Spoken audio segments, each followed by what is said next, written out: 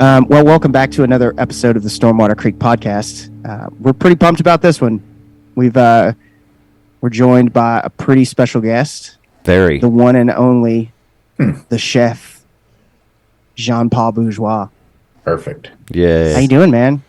You did perfect on the pronunciation. You just stuck the landing right there. His brother lives in Louisiana, so he's got some experience. My brother turned 36 years old on Thursday of last week, and he has spent more time. At that point in his life, he's now officially spent more time in Baton Rouge than he has anywhere else in his entire life. So he was, when I told him you were going to be on, he was like, "Oh, why didn't you just tell him to get on too?" I told him to be on, and he's got family stuff. So the children thing. Yeah, he's the children thing. Yeah, his children. Yeah. So I'm learning that right now. I got a 7-month-old, and I'm kind of like, yeah. Just so y'all know, we need a hard stop at 8 because he's going to be next door trying to go to bed. And we're good. We're good. No all problem. good. Yes, I totally understand. But yeah, so we're super pumped to have you on, and it's kind of cool that we're somewhat close to each other now. And have you been?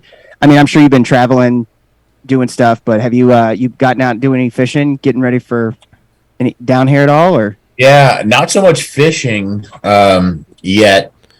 Life's been a little bit of a whirlwind. I moved to Texas in October. We filmed Duck Camp Dinner season 2. 30 days of filming in duck season last year. My son was born January 21st, and now he's 7 months old. I've just been, really dialed in. Yeah, being a dad for the first time. I do want to get down there because, hunted with Sean Weaver in the El Campo, kind of Matagorda area for Texas for teal season. Yeah. And that was on his show, Duck Lore. Oh, yeah. I shot terribly. But to my defense, just so people are saying, man, you got to get an improved choke on there or something. I was like, first time I'm ever shooting this gun. All I have is a full choke, and Sean brings number 2 black clouds to a teal. On a full. I'm totally screwed. Yeah, they better be 55 at yards out. But then I have all these really pitfalls right in front of me. But no, I love Texas, man. I love Texas a lot. It's one of those things, being from Louisiana, we have a little bit of a little brother syndrome with Texas. Yeah, totally. For some other reasons, but really, we're all friends. You know what I mean? Yeah. Mm-hmm. Wait, you Oklahoma's the meth head cousin, and Louisiana. Yeah, there you go. And Louisiana's the cool little brother who's just kind of a mess, but it's fun. Yeah, you're like, yeah, let's go have some fun, dude. Yeah. But I love Texas, man. I think the waterfowl culture here specifically is just so underrated.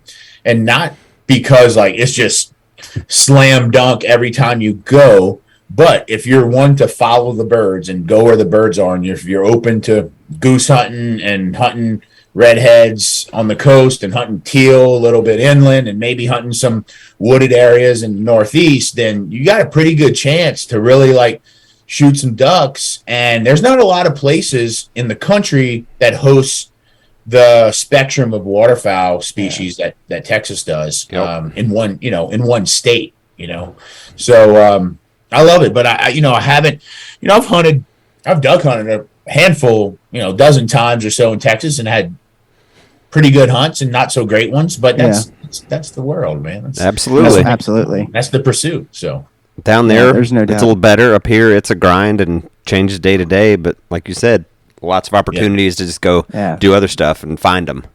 Mm-hmm. Yeah. And you never know when you're going to shoot a pig when you're duck hunting. That's always an option sometimes. Just have the buckshot handy. There you go. Exactly. They had one swim through their decoys last year is why he says that. Yeah, literally we're hunting and we start hearing the ruckus in the woods and we're like, oh, this sounds like pigs.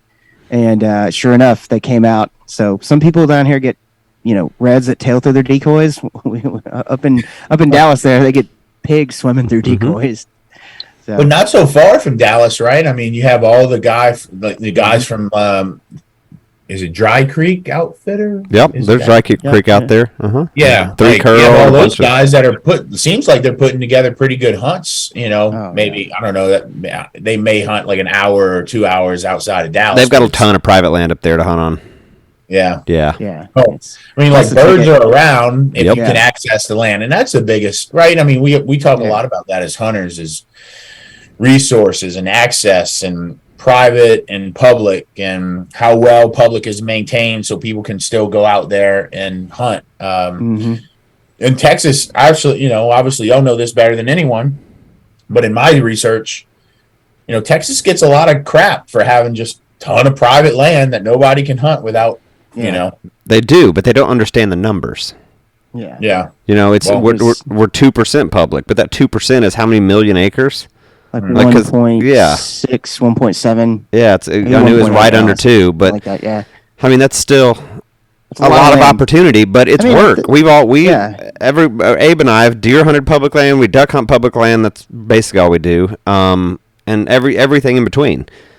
Yeah, and it's all very doable. It's just if you want to put in the work or not. Yeah, if you're willing to drive if you live in Dallas, and you can be on. In 2 hours, you can get all kinds of stuff. Ungodly amount of land, you know, in probably 3 different types of landscapes as well. That's the cool thing up there is if you're willing to travel just a little bit, you can be in. I mean, if you stretch it out to 3 hours, you've got some crazy hunting opportunities, real close, you know, by.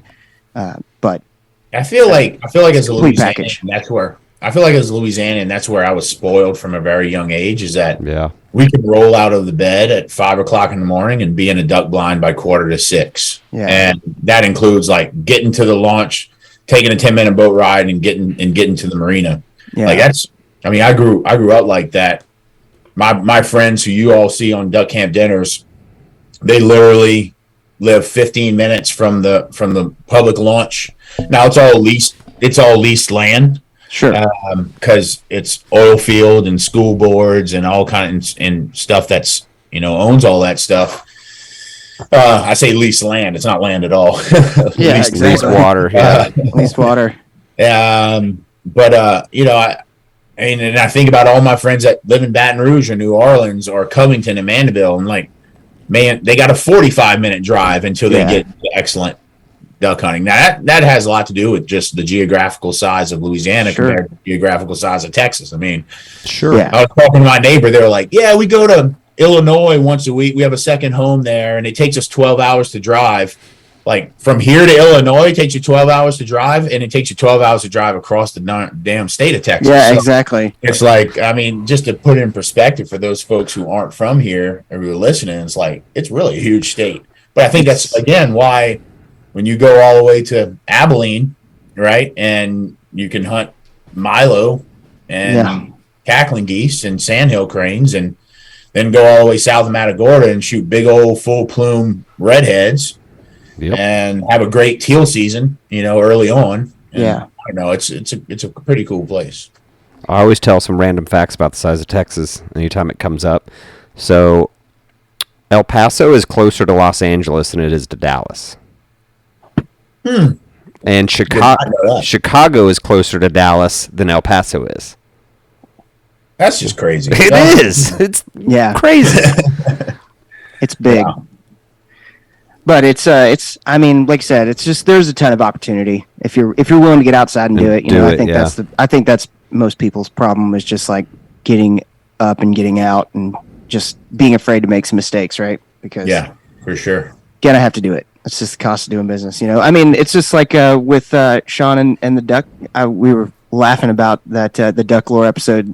That when you guys were like almost ran out of gas, we were like that. That's our move. Like, did you look at the gas? Like, nah, man. I thought you didn't put gas in it, or you know. So that was these things take gas. We got a solid chuckle out of that when we saw that. And his boat's broken a couple times. I'm like, at least they're showing the real deal because it's not always butterflies and rainbows.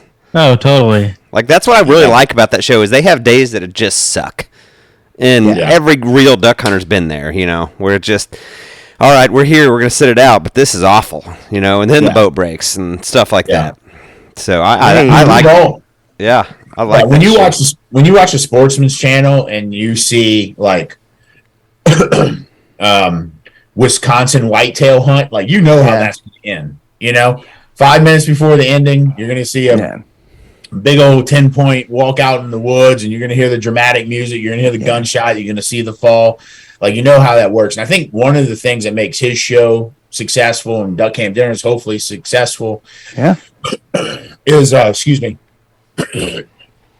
is that, that's not really the goal. The goal is not to have that apex of a moment that says, boom. We all want that. Every hunter does. But the truth is, like, a lot of the hunts that you see, a lot of the piles of birds and rainouts you see on Instagram or so on, it's just a false reality. Absolutely. What really happens. So if you have a new hunter that goes out, one or two things happen. Like, new hunter, never been duck hunting before, but like wants to get into it, has some friends that do it, friends take him out, maybe have a bang out hunt, and then he's spoiled for the rest of the. He's like chasing that the whole time.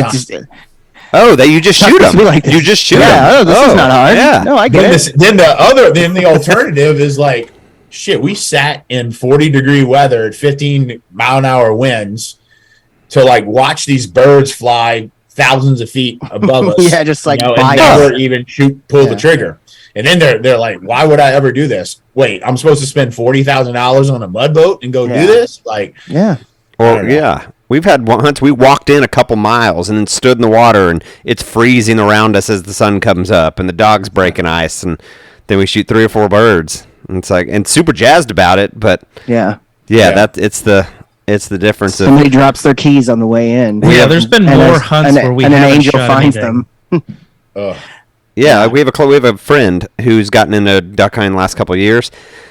And he's done the grind some and shot a few birds and done the public land Texas deal of the walk in and cross your fingers. And then he's gotten on a private spot with a friend of a friend, has family or land or something, and he's all psyched about that. And Jared told him, cherish it because it will go away at some point, and then you're going to be back to it, and that's going to prove if you're a real duck hunter or not. What happened? That was last year for me. I lost those 2 spots, both properties sold, and I got to do one final hunt. And we just, I don't know how to shoot, so I didn't shoot any ducks. But, last year for public, it was just difficult, and I was not motivated. And this year I'm definitely more motivated, but I know it's just I'm going to have to put in the work. I can't the TV shows and YouTube sometimes will set that unrealistic expectation that you're going to go out and you see birds and you're going to get a limit, and then you're done in like 30 minutes. And that's just not the reality. And Jared got boat spoiled, too. I sure did, yeah. Because Abe and I started years ago when we walked in and had no dogs. And now I've got the mud boat and dogs, and it's way different now. I've done some walk-ins. I've done a little bit of walk-ins. You've done some. Yeah. Abe and I have done some are just, what are we doing here? Marches. Why are we here? Why did we decide to carry 24 decoys, all of our shit? 3 miles in waders. Yeah, exactly. In waders. Yeah, this is dumb. Yeah, the guy buying my Leaky Creek boat he's like, that's what we're sick and tired of doing it. They're like probably 20-year-old kids. Oh, yeah. 19, 20.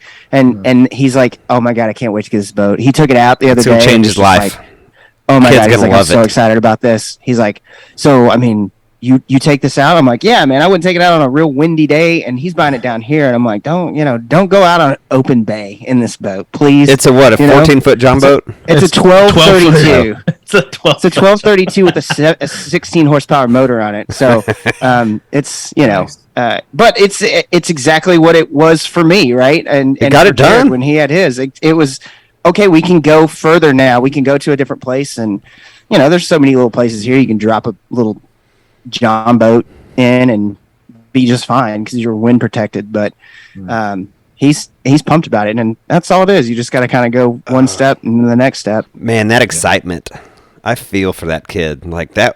Oh man, the excitement. I love it. I'm thinking to myself right now. I was like, I wanted to buy 32 John boat. Boy, put me in that thing. No doubt. Couple dozen boys. Yeah. Go get it done. On my way. I love it. Yeah, makes me excited. Great. Just thinking about him getting a new boat makes me excited because that kid's gonna love it. Yeah. I'm ready for duck season. Yep. Oh man, I'm so pumped. I saw My bag's already, my blind bag's emptied out. My shotgun's out. Like, I'm ready. I'm like going through an inventory. I'm like getting everything my ready. Shotgun. Yeah. Yes, ready. It's coming. It's coming. Yeah, Soon 16 days. Cool front. You know, and I'll be when that first cool front hits, I'm gonna make a gumbo, and then I'm on gumbo. You know? All right, so that's a good transition. That's Here a good we go. transition. Since you're clearly, amazing chef, with Louisiana cuisine and whatnot. So there are kind of four things I think of in my mind, and I feel like a lot of people do. And we have a lot of people listening to this who probably don't cook a lot or trying to get into it. Explain the differences between gumbo, etouffee, jambalaya, and sauce piquant. Okay, I mean they're all very different. Sure. Jambalaya. Let's start with that because it's the one most different from the rest of them. Jambalaya is a rice dish, and by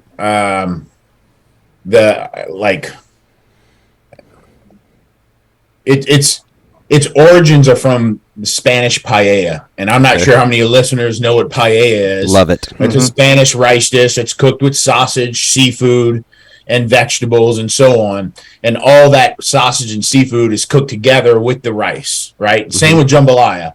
The most traditional is like chicken and sausage jambalaya, right? So chicken thighs are usually chicken thighs, not so much chicken breasts. Andouille sausage, Trinity, which is onion, celery, and bell pepper, all cooked down and browned down, add rice, add stock, put a lid on it, and let that cook. That's jambalaya. That's a rice dish.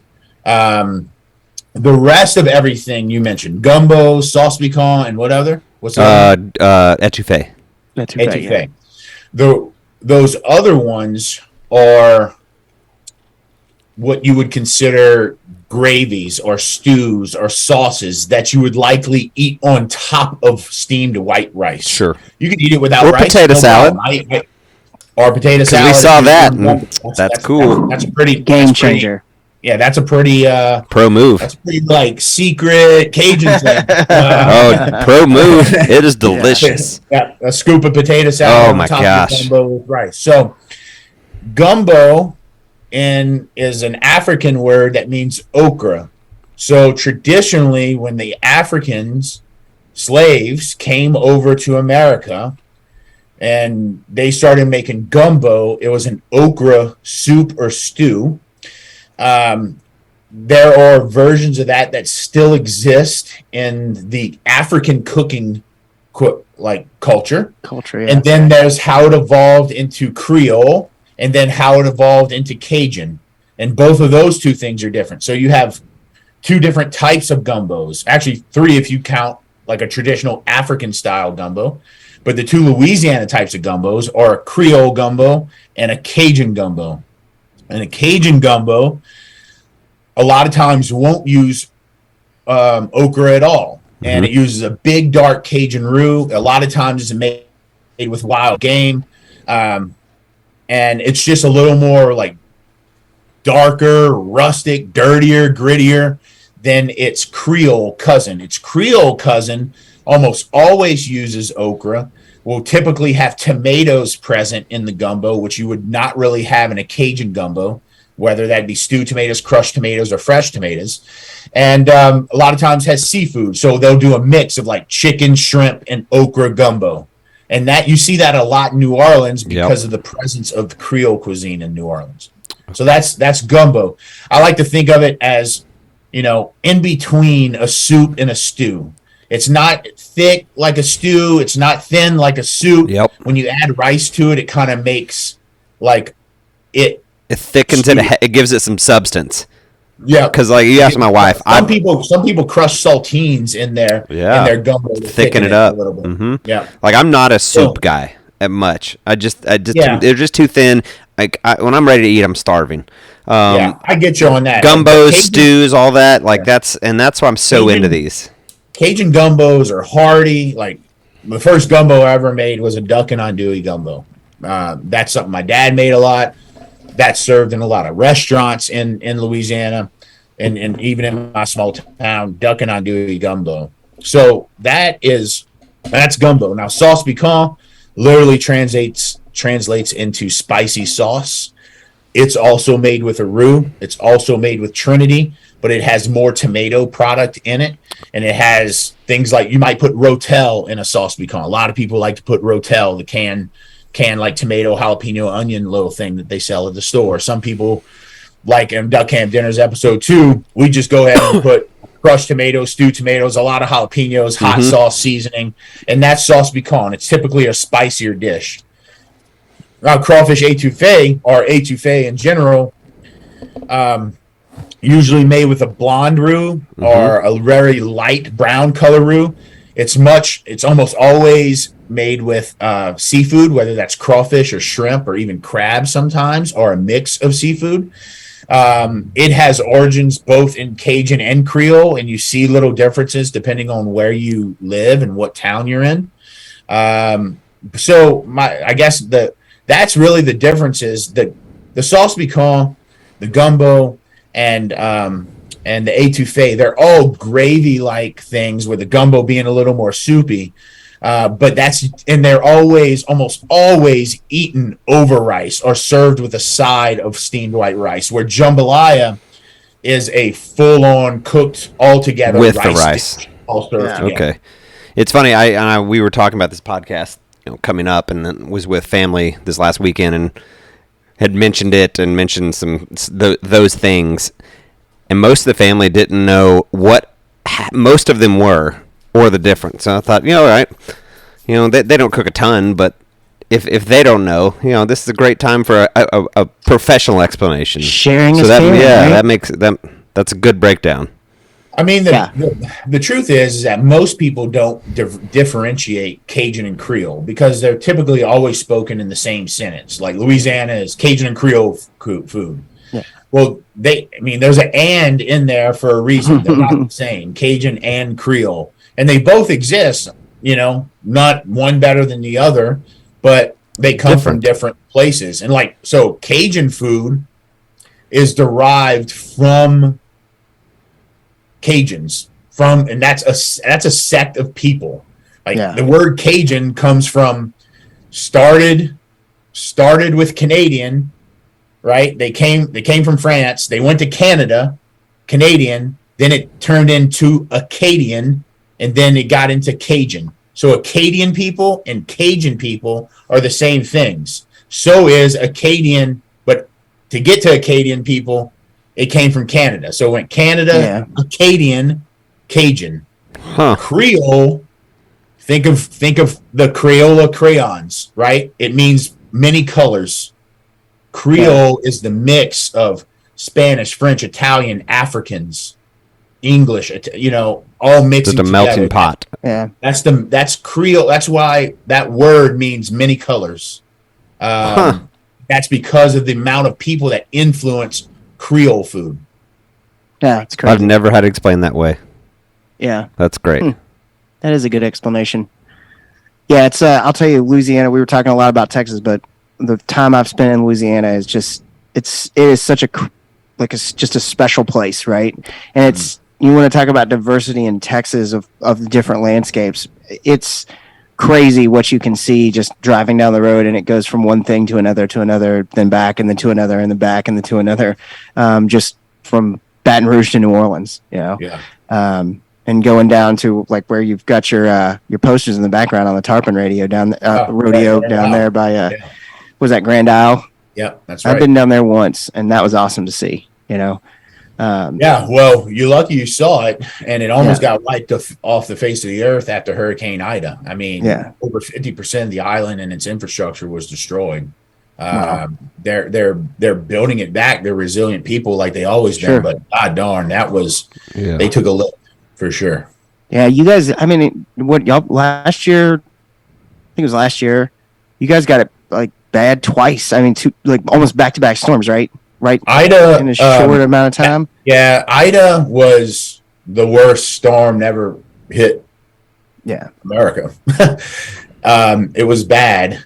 Interestingly enough, it's the only storm that's never killed anyone from the actual storm. There are people that died from, accidents with generators and, stuff like that. But the storm, it blowing through, It didn't kill people like Katrina did. Like Katrina killed hundreds, thousands of people. Yeah.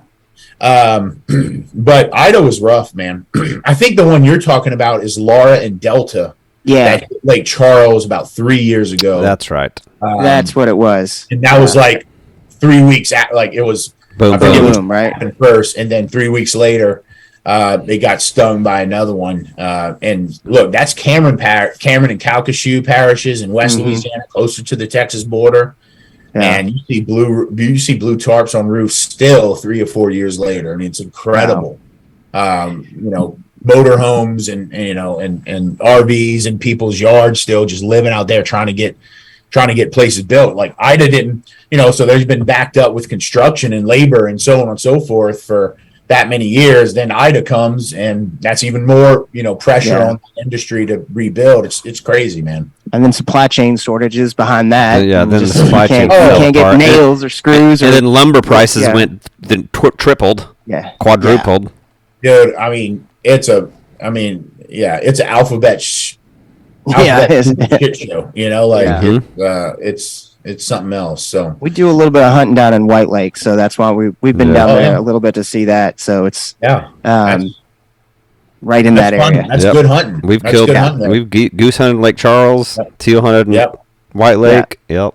You kill speckled belly geese and widgeon and green winged teal all in the same hunt if you want. Exactly. Yep.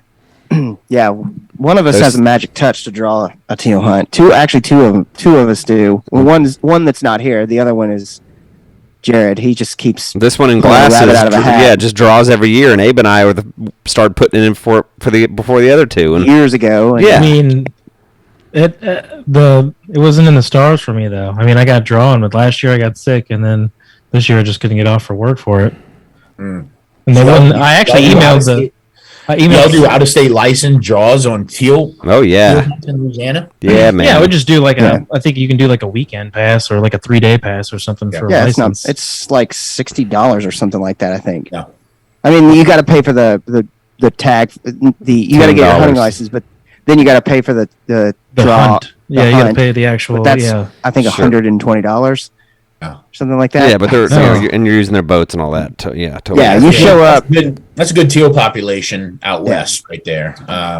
Also good in Venice, which is complete opposite end of the state. In September, Venice really comes alive with a lot of different things, but even teal down there. So it's redfish, weird, right? Well, they follow the Mississippi like all the way down, all the way to Venice, and then at some point they branch off and go west, and everything in the middle is like left with no teal. Like there is I've never hunted where we hunt big ducks. I've never seen a teal there in teal season. Now come big duck season, all the teal come there and they're there for the whole year. They don't move. And I don't even know if they go to Mexico. So it's like we think they migrate east as it gets colder to come into the marshes and out of the rice fields. That's our rationalization. Well, you guys, that your whole crew there is just, you want to talk about authentic. You can tell that those guys are just like, I feel like you had to go to those guys and you were like, all right, I'm going to put you on camera. And they're like, you're going to do what? Like, well, I forget what episode it is where you're trying to do like you're closing out the episode. And they're just messing with you. You're like, are you guys done? That's some shit we would do. Yeah, it's absolutely. Someone's trying to be serious and the rest of us are going to, just be ourselves and have fun. Yeah, the good thing, the magic on season 1 was that I didn't tell them anything, really. I didn't tell them like how they were going to be involved. I just said like, hey, look, this is kind of gave them a synopsis of the show and what we were trying to do. And like, they knew the whole time. I don't think they understood that we were going to film the whole time and we were going to use whatever footage could to make an entertaining show. Yeah, for sure. And so they were just like, it's funny because like, I've heard some people say, oh, well, like, how are they like off camera? And I'm like that. Same. I mean, how are they off camera? Like, they're literally like this. And on season 2, when they started, they kind of understood like, oh, like, okay, the cameras don't turn off until the videographers go to sleep, and we have mics on for 14 hours in a day. Yeah. Like everything is on. But that doesn't, I think, again, that's just kind of the magic of the show, is that you have these group of friends that have known each other for decades. Yeah. And in season 1, I like some of those guys, like Mike Bootery. I played, t-ball with him when I was a little boy, 8-9 years old. Went to all that school together. And then on a season 2, or a lot of my teenage years and early college year friends, I mean, we've just known each other for a long time. So, it's never awkward on camera. There's always, like, when you film things, and I've done enough of these type of shows, like, you're always typically meeting somebody new for the first time, or haven't had a lot of interactions outside of some phone calls or Zoom calls or something. These guys, I mean, we have countless hours of camp time, of fishing time, hunting time. They got some real dirt on you, dude. God, Jesus, what are you gonna say, please? I mean, the only thing that doesn't stop them from putting out dirt on me is that I have it twice. I'm kind of the golden boy of my group. Like, I stayed out of trouble for most of the time. And no, but they're great, man, and they've been, like, I don't know, those listening, I don't know if y'all have friends like that, but if you don't, you need to go find them, because those are the ones that those are the ones that they're like, this was my baby. Duck Camp Dinners was my baby. We conceptualized it. I conceptualized it. I was supposed to just put my iPhone on a tripod and just film what I cooked. And I was going to make like an IGTV series called Duck Camp Dinners, because I thought it was interesting the way we cooked at the camp and how everybody else like pitched in. And I think that's so cool about Louisianians, especially the men in the culture. We all love to cook. They're all those guys are great cooks, and we all pitch in and help each other. I'm kind of the designated camp cook because that's my contribution. That's what I'm good at.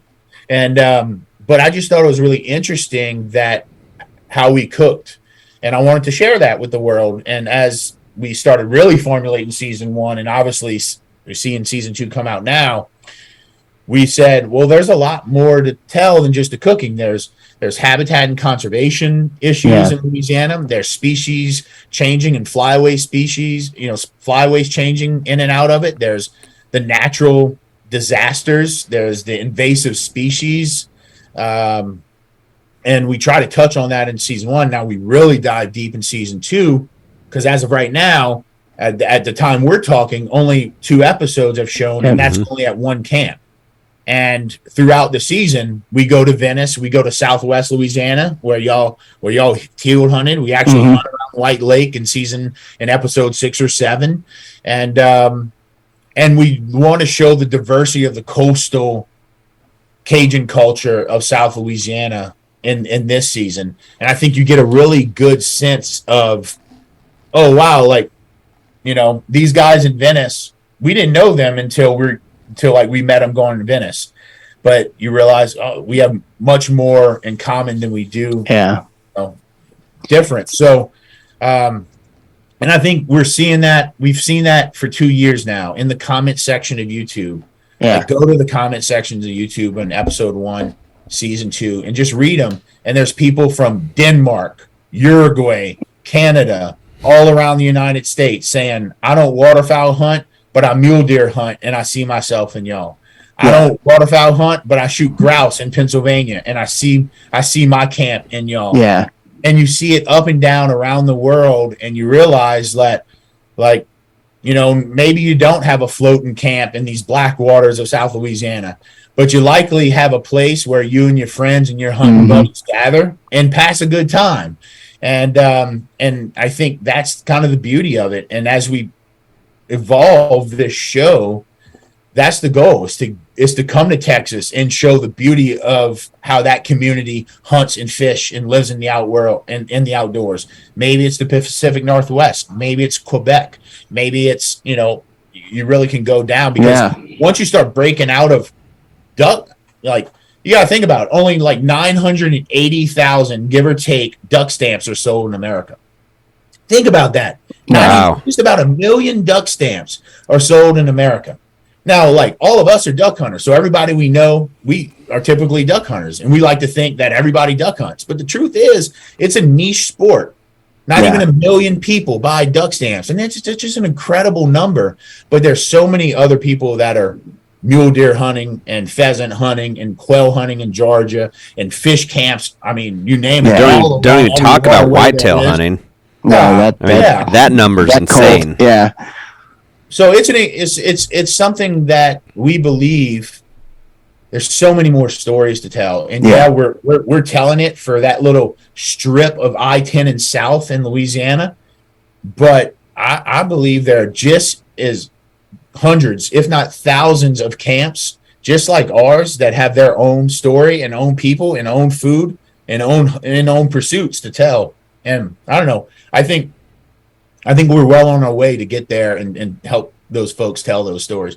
And really, like, you hear this in entertainment and TV a lot. Like, most people don't know how good they are on TV or how good of a story they have for TV. Yeah. And it just takes somebody like me or me, hopefully, to break into those places and say, dude, tell me about this. Yeah. Like, mind if we film this? Can you tell me, like, sharing recipes? That's one thing we do in season 2 really well, is when we go out to different camps, we get recipes shared from other camps. Because even in South Louisiana, it's like this little camp has a way that they like to cook something, or a certain, like, we always eat ducks on Friday night, like leading up to our hunt on Saturday. We go to camp on Friday, we're always eating ducks, because our and I say this on the thing on episode 2 or episode 1, it's like, it's our way to say, like, let's get the blood in our mouth. Yeah. Let's taste them before we go hunt them. You know, like, what do we do? We eat our little thing, our little tradition. Every camp has their little traditions. Yeah, you should come to our camp. We're garbage. We're garbage. Pizza rolls pizza rolls and Hidden Valley Ranch. And stay up really late. Ain't nothing wrong with that, dude. That's why, like, we give a shout out to Little Debbie, you know. I remember that. And we're all about Little Debbie for sure around these parts. There's there's not a chance that in one of our blind bags during duck season that you can find a Little Debbie product. Christmas tree cake. Christmas tree cakes, nutty bars I had, and then the strawberry shortcake rolls. Strawberry shortcake rolls. Yeah. Well, the unicorn rolls were a favorite last year. Unicorn strips, What was it last year that there was a Christmas tree, like a Little Debbie Christmas tree shortage, and I found couldn't find them, and I bought I just was at a Kroger or something buying groceries, and I was like, "Holy shit!" There's like 80 boxes. You bought like 20 boxes. Like, I legit bought. Like, the people look at me like I was checking out, because I called like Jared, and I was like, "Oh my god, they've got them!" And he was like, "Buy them." So we bought like 20 boxes of Little Debbie's. People check those out. Are the best, man. I'll tell you what. That's the one good thing about self checkout, is you can just kind of like be like just doing it, and people are like, "What? You're not being as judged. You're not being as judged. You may fly a little bit further under the radar, but I love it. I can always remember, like, when I think about Little Debbie's, I always think about the sound of that plastic opening, because we're all in the bunks, you know, and lights are out, and like half drunk, you hear somebody just you got that crackle. I'm like, pass one of them. Why you holding off? Hey, what's going on? Holding Little Debbie's for Didn't know we were eating Little Debbie's drunk. Like, share. Look, what up? Oh man, that's what I was gonna say. That even that there, you know, like we share those same interests, and then that, you're talking about the creation of the show, you know, like and other people with different camps, like it's very applicable to kind of any sort of hunter in any sort of scenario, because I mean, different, you know, states, you know, different kind of hunting. You know, Austin's deer camp is where we spend a lot of time. We do some duck hunting out there, but it's the same thing: sitting around, eating food, being dummies, someone's cooking some awesome food out there, and just having a good time. Yeah. Abe, you mentioned Louisiana, and, you know, if you've seen our license plates, it typically has the Sportsman's Paradise. Mm-hmm. Although, like, there's a lot of truth in that. Yeah. How I can just go duck hunt where I grew up, 15 minutes, and be at the launch, another 15 minutes, be in a blind. Same with fishing, same with deer hunting, same with this and that. But I like to believe, I've been thinking a lot about that idea, like Sportsman's Paradise. and I like to believe that, if you're that elk hunter, in the fall, that you have a group of friends that all like, that's your paradise. That's your sportsman's paradise. Yeah. You may have that deer camp that y'all go to, that y'all spend a lot of time in. That's y'all sportsman's paradise. And everybody in the outdoors world, no matter what your pursuit, whether it be on land or in water, like, you have your own paradise. And I think that's kind of what I want to uncover. Like, where are all those memories happen? Where are all those stories being told? What is all that food being eaten at all those camps? It's easy for me to do it in Louisiana because I grew up with it. I know it so well. It's intimate. It's personal to me. And a lot of those camps that we go to and have gone to are places that I've been before, sometimes with my dad, sometimes with my best friend, sometimes it's on a lottery hunt and so on. But what really interests me now, after, again, reading all the comments, seeing people's feedback, is like, man, there are so many other sportsman's paradise out there. People that have their own pursuits and own group of friends that go and share these places. I just think there's still, all the conversations that can come out of it, all the like technical education that could come out of it, all the recipe building and recipe sharing that can come out of it. It's just it's ripe. You know what I mean? It's ripe because as a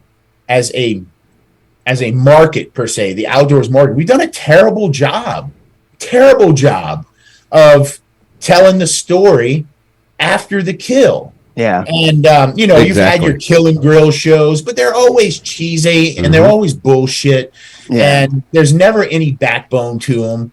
And I just think there's more. And there's a reason why there's people on the East Coast and the West Coast, whether we like it or not, that look at us like Neanderthals. Is because media has portrayed us as just going like, shoot these 12-point bucks in Kansas. And now what? All we do is go shoot things, like, or 250 snow geese on the ground, like, all about that. But like, I think there's more. There is more. Y'all know that there's more to the story, and 100%. And we got to tell it, or else like we just look like a bunch of jackasses. And if we ever want to get our politicians to invest in conservation, to keep lands public, to keep lands, managed correctly, like, we got to show that we're more than just killers, as much as 100%. You know what I mean? So, no doubt. And then I think, like you said, from a politician standpoint, you've got to show that it is all the stuff that goes into it, because that's what they are going to look and see, really, right? How much travel do you do? How many places are you going to? And how much money are you spending in these little places and these communities? And how many of these communities? It's the same way in Texas. I'm sure it's the same way in Pennsylvania. I'm sure it's the same way in California or in South Dakota or in southern Louisiana or southern Texas, right? There are so many little towns that hang on for deer season or duck season or fishing season, right? Because that's when everybody comes and all the hotels are booked and all the restaurants have got people in there and all the people are getting gas and paying, all the stuff that goes to support those communities comes from maybe a small amount of time in the year. Yep. And that gets missed so much, right? That whole aspect of what it does for somebody, because take the duck capital of the world, Stuttgart, Arkansas. Like, there's two things that exist in that town. That's rice mills, and that's duck hunting, man. And without those two things, which are both codependent on each other, right? Absolutely. Like, ducks aren't down there just to like hang out in freaking southern Arkansas. They're there for the holy shit, there's Walmarts here. 400,000 acres of rice that exist in that one town. And it's the lifeblood, and both of them are. And when hunters are coming in the fall and winter to that town, like, that's what's feeding it for the whole year. You make a great point, Abe. And it's like, in these places, it needs to be recognized that, I'm out there spending money in those restaurants and at the Walmart or at the local grocery or with those outfitters who have families there. And that's, it's a business for them, but it's also like, it's fun for me. So, you try to support all that stuff too. Yeah, exactly. Absolutely. So, I do have a selfish question I have to ask, and it is somewhat off topic, but I'd be remiss. I know you've got bedtime for the little one coming up soon, so I'm sure you've done a bunch of crabbing before, right? Yeah. Oh yeah. Okay. So I'm trying, and shout out to Jesse Griffith from Die Dewey. Jesse's the man. He hooked us up with a good preservation of them. So what I'm asking is, I live down here on the water, and so I'm catching onesie twosie crabs off my dock right now.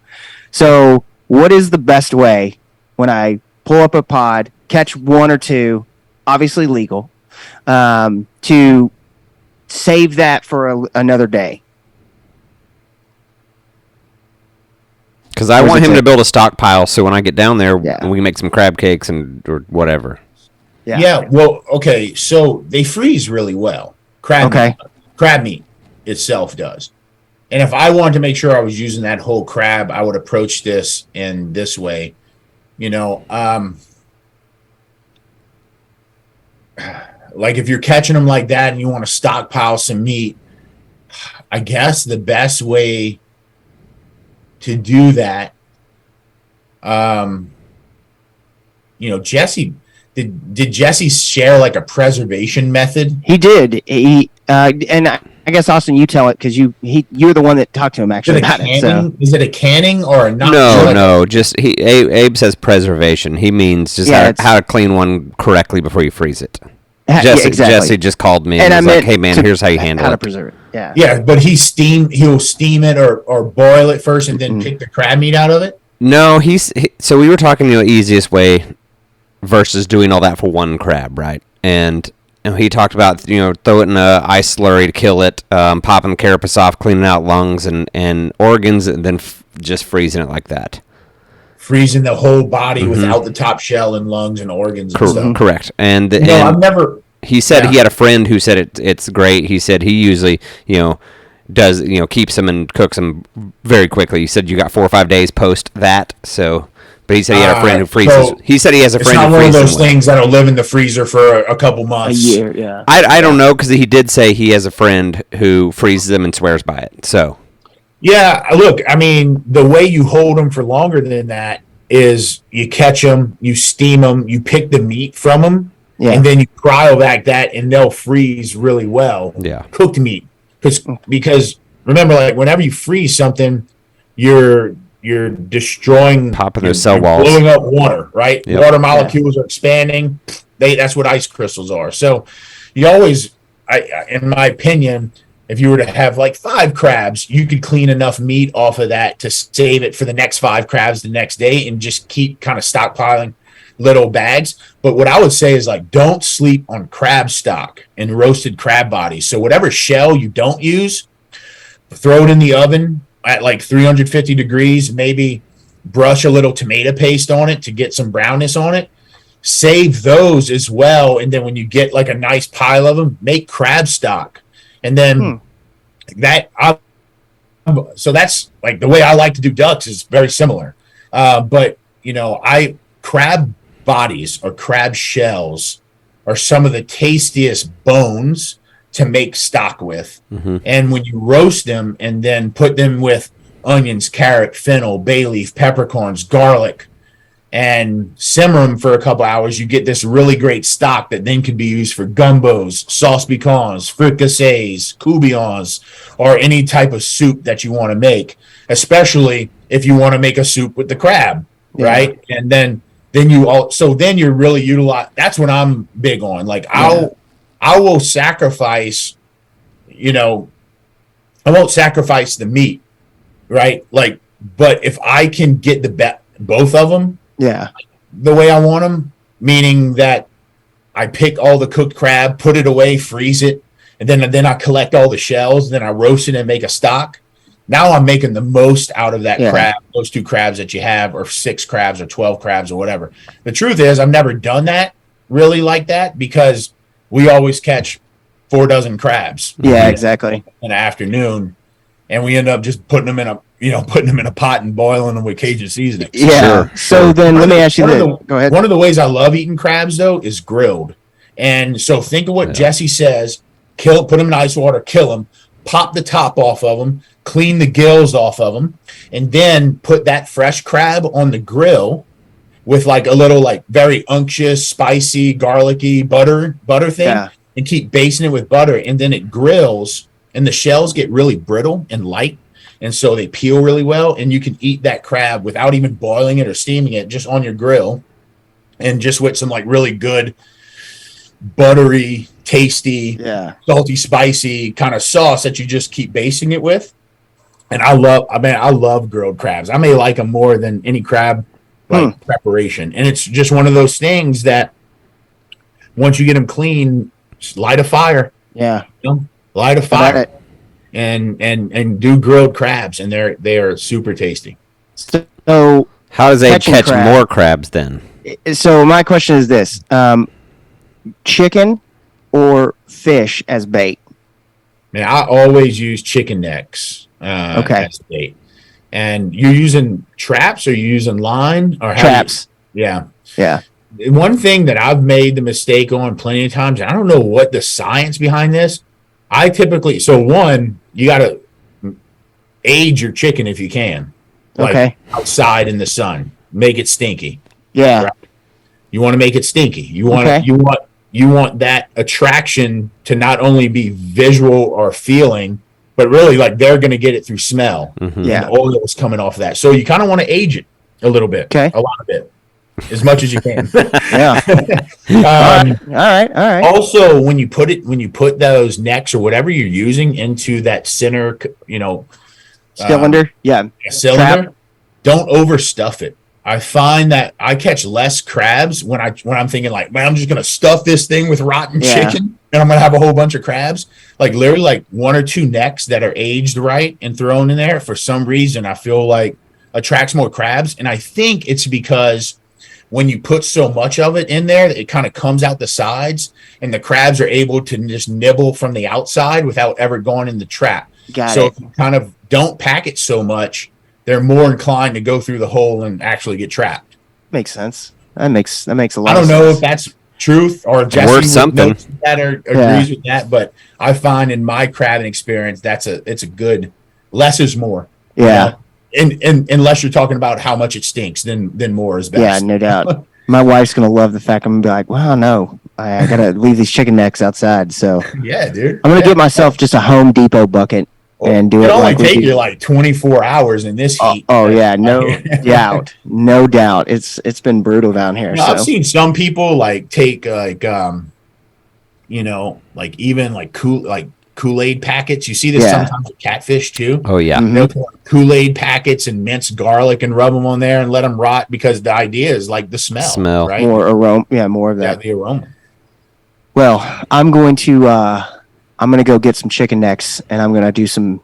I think I've got a little. I'm going to go get myself. I've got a Home Depot bucket, chicken necks, some Kool-Aid, some garlic, and try just chicken necks first. Exactly. I'm not sure, just go with chicken necks. I'm going to do some chicken necks and just let them bake in the sun for 24. Let them bake a little bit. Let them get a little, age that for them crabs. Exactly.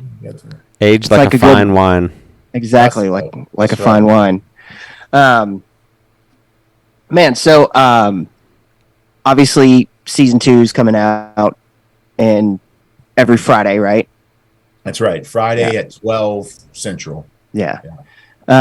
You gearing up for season 3? Got any plans for season 3? I'm deep in ideating and conversations around season 3. Fantastic. The thing is about we never want to make this going. I love outfitters. I have a bunch of friends that have outfitters and guides, but we don't want to take this to guide services, right? Sure. We want this to be real hunting camps, real duck camps, real fishing camps, whatever kind of camps with just real people that this isn't their life, their business trying to do it. There's nothing wrong with that again.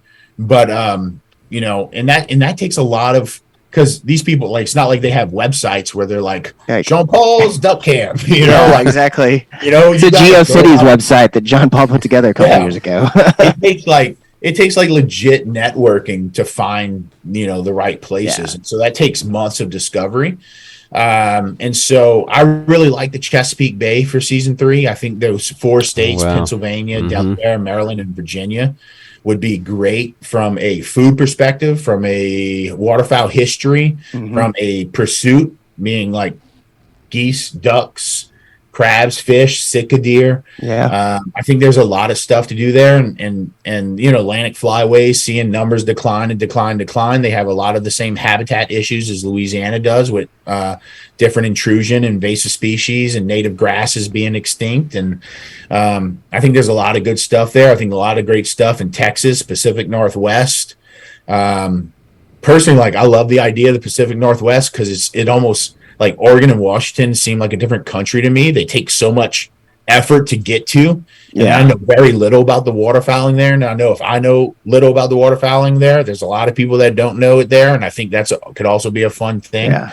But really, it's a matter of finding the right places and the right people with the right stories, that want to welcome you in and be enthusiastic about telling that story. Because a lot of people are very, like, they don't want you to know how good it is in a certain place. They don't want that on camera. They don't want you, everybody from Hyde County, North Carolina. I see all out there that's Hyde County, North Carolina. And, some folks just want to keep that to themselves, and for good reason, right? Like, you've seen a lot of the commercialization of these things, like, kind of ruin duck hunting or ruin habitat. So I don't blame them. But, in the same time, like, we want to better raise awareness for these, like, places that may be suffering or have some issues that need a light shined on them, or have a great story and food to tell. So we're working that out. I think Chesapeake Bay is, like, on the top of my list, but we'll see. Yeah.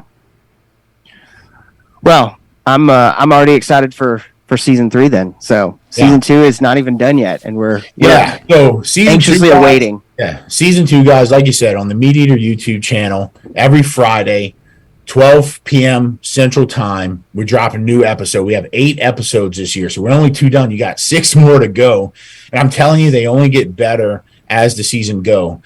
Just because, like, you're starting to really see the diversity of a place in these next 6 episodes, and I think it's just, we touch on a lot of topics. We touch on habitat topics, on agricultural topics. We hunt different birds. We shoot different, we go hunt native wild boar. We do offshore and inshore fishing. We bass fish. We cook a whole heck of a lot of good food.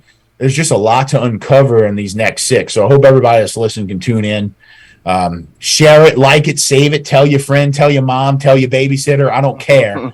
Just have them watch it. And, I really think that whether you're a waterfowler or whether you don't hunt at all, I think there's a lot of great kind of entertainment in there. We see that all the time. It's just like, I'm not even a hunter, but I love this show because it's so authentic. It's the most authentic and real show on any screen, whether that be your tablet, your laptop, or the big screen TV. You won't find another more authentic show than Duck Camp Dinners, and that's intentional. We make sure we purposely go out of our way to say, is this gonna sound like this place? Is it gonna taste like this place? Does it look like? And we put in a lot of effort to say, like, to have people very proud of the show, and as we move on to different places, we want to do the same, whether that be the Chesapeake, Pacific Northwest, or Texas. Like, after when it all drops and all the episodes are shown, we want those people to say, hell yeah, y'all did a good job showing what it's really like here. Yeah, that's what we succeed at. Well, you have 3 very big fans right here with you, and we're excited. We were pumped to have you on, man. I have one last question. Oh yeah, I had one question that's a fighting question. Oh, hit me. Best boudin in Louisiana. Okay. That you stole mine, which is fine. I know. Best boudin. Best boudin? Yeah. My favorite is Billy's. Where's Billy's? In the freezer. In Scott. Is that what you brought me, Abe? Yeah. Was that Billy's? Is that what I have in the freezer too? Yeah. Okay, perfect. I like Billy's, and there's a lot of Louisianans that are going to say these other smaller little places. Sure. And I've had a lot of them. I've gone on straight up boudin tours for like days in Louisiana. All around, like, I think Billy's does it more consistent. And like, I like their ratios of liver to rice, and I like their spice in it. I'm kind of a spice freak, so I like having a little pepper in there, which some of them are kind of missing. And again, it's what makes good boudin, or what people may like boudin more than others from other places, because it's the ratio of rice to liver and meat. And some people like more rice, some people like more liver, XYZ, and it's just kind of a matter of preference at that point. I'll tell you personally, I've not had, and maybe I've obviously not had the experience with boudin with you, but whenever I cross into Louisiana, I try to make it's like eating Mexican food in like Nebraska. I'm just not gonna do it. I'm sure there's great places. But I try to keep my boudin eaten to South Louisiana, and when I get over there, I start eating immediately. I've not really had. I've had some boudin, and I'm like, that's not the best thing I've ever had, but I'll eat that. And I've had boudin that has knocked my socks off. But I'm pretty much any boudin I'll give a try. Absolutely, I love it. I'm addicted to it. I make a speckle belly boudin in episode 7, and so for those who want a boudin recipe, you'll get it in episode 7. I just made Jesse's recipe last week. Yeah, with whitetail liver and wild hog. Yep. I have one on Mossy Oak's website of a whitetail, a deer boudin where I use deer liver and a deer hindquarter to make it. Yeah. So, awesome. For those listening, if you want a boudin recipe from right now, you can get one on Mossy Oak's website. Nice. Or YouTube. You can also tune in to see a speckle belly or any type of duck, really, or waterfowl species. We can make boudin out, especially those legs, guys. If you're not keeping the legs, it's a great application to make legs out of any bird, especially those big cackling geese or snows or specks or so on. And I know you gotta go, but I'm gonna have to kidnap one more question. In episode 1 of season 2, and I forget his name, when that dude zips the skin off of that bird, like he skins that duck. Magic. Oh yeah, Jeff. Yeah, Magic. Jeff W. Yeah. I was watching it because it was like, hey, everybody, obviously we're watching it as it came out. So I think I watched it on like maybe Saturday or Sunday after it came out, and I was like, I got to that part, I was like, okay, what in the actual hell is that? I mean, like that was like a magic trick to me. Well, like, he's a taxidermist, right? So like he's my taxidermist in our hometown, and if you're not like, so his last name is Deblieux. It's pronounced W in French. So Jeff W. Jeff W. And some of the best he's as a taxidermist, one of the best in the country. And I think a lot of people from around the United States would agree with that, who know him and have seen his work. Incredible taxidermist.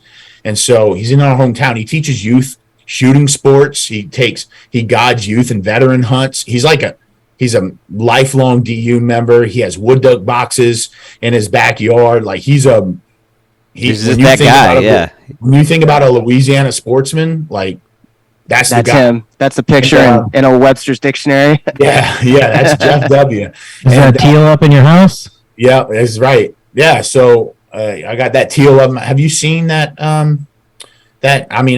He mounted 9 teal for me on one board, and it's all 3 North American species. It's like pretty far down on my Instagram. I think I've looked at it. Yeah, and that female is right dead in the center. That's the only hen on the board. It's like 9 or 12. I can't even remember now. Yeah, but he did that mount for me, and he actually did most of these. Let's see, dead mounts. Oh, look at that. Yeah. Look at that. Just collecting species for dead mounts. Yeah. Dead mounts are cool. Did my those guys. The mallards. Mm-hmm. Yeah. But that teal mount is like pretty spectacular. But anyways, he's in our hometown, so he's a great resource to like have these conversations with. I wish I could have had more conversations with him, but as an expertise in taxidermy, it's like, you don't want to waste. I always feel bad, like taxidermy wise, like wasting the meat. Yeah. For whatever. I know it's probably insignificant to a lot of people, but as a chef, I absolutely agree with you. Federal species. I don't know. I'm trying to just get as much as I can. So it's something I always wanted to know, and it's like so much easier than it actually, you think about it, right? Like, and just to your point, like sharp knife, zip it down, peel it back, hit the joints, and then you got the full caked bird right there. Yeah. I mean, I'm 100% going to try that. Absolutely. I'm going to probably massacre that poor bird, but I'm going to try real hard. Practice on a few teal. Practice. Yeah. I bet his first one wasn't really good either. You know, it's not like it was, he did that. He was like, hey, I had this idea last night. I'm going to skin this bird, and it was just like zip, zip, zip. So you do anything 10,000 times, you're going to be an expert at it, right? That's right. So repetitions, baby. That's what defines an expert, right? Is like absolutely how many reps you got underneath your belt. Mm-hmm. Yeah, no doubt. Well, we will let you get to bedtime now for the kiddo. Thank you. I'm lowering my voice because I know he's like in the next room. He's like, hey, hold it down, Dad. Cut it down. Cut this thing off. trying to sleep here. Hey, man, I know you pay rent here, but But we appreciate you being on with us, and make sure you guys are checking out the YouTube series, and where to find you, Chef Jean-Paul Bourgeois. Yeah, Chef Jean _Paul, my Instagram. You can follow me there if you if you have some recipe questions or cooking questions. I'm happy to answer them. If you want to watch Duck Camp Dinners, 12 o'clock Central Time, MeatEater YouTube channel every Friday. You got 6 more episodes to go. Plus, you got a full first season already on their YouTube series. So if you're having some withdrawals from your Duck Camp Dinner season 2, just go back to season 1, get you a little lick, and then come back to season 2 and finish it off. No doubt, binge worthy. Absolutely is. All right, thank you, sir. It was a pleasure. Appreciate it, guys. Thank you. Have a good night, sir. Thank you. Happy hunting. Stormwater Creek is the best. Grinch, the captain. Aim, the helper. Jordan, the problem solver. I hope you like Stormwater Creek. Stormwater Creek.